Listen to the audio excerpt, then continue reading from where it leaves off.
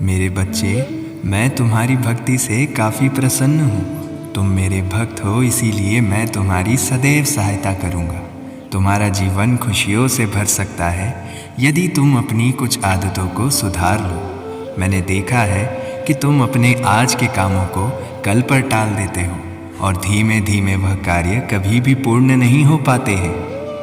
तुम्हारी यह आज के काम को कल पर टाल देने वाली आदत तुम्हें जीवन में पीछे ले जा रही है। तुम्हें अपने सभी कार्यों को उनके तय किए समय के अनुसार ही कर लेना चाहिए, क्योंकि कल कभी नहीं आता है। यदि तुम ऐसे ही अपने आज के कामों को कल पर टालते रहोगे तो हो सकता है वह कार्य कभी भी पूर्ण ना हो पाए। आज के काम को कल पर डालने वाली आदत तुम्हारे जीवन को भ्रष्ट बना रही है। स्वयं के मन को बहलाने के लिए भले ही तुम किसी कार्य को कल पर टाल दो, मगर तुम्हें यह सदैव ज्ञात होता है कि वह कार्य कभी भी संपन्न नहीं होने वाला है। तुम्हें कभी भी किसी ऐसे कार्य को कल पर नहीं टालना चाहिए जो तुम्हारे लिए महत्वपूर्ण है।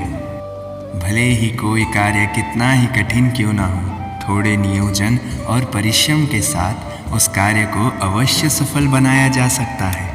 कोई भी काम यदि कठिनाइयों से भरा हुआ दिखाई पड़ता है तो इसका अर्थ यह नहीं है कि उसे बाद में करने के लिए टाल दिया जाए। किसी भी बड़े और कठिनाइयों से पूर्ण कार्य को करने के लिए तुम्हें शुरुआत सबसे छोटे और आसान कार्य को करने से करनी चाहिए।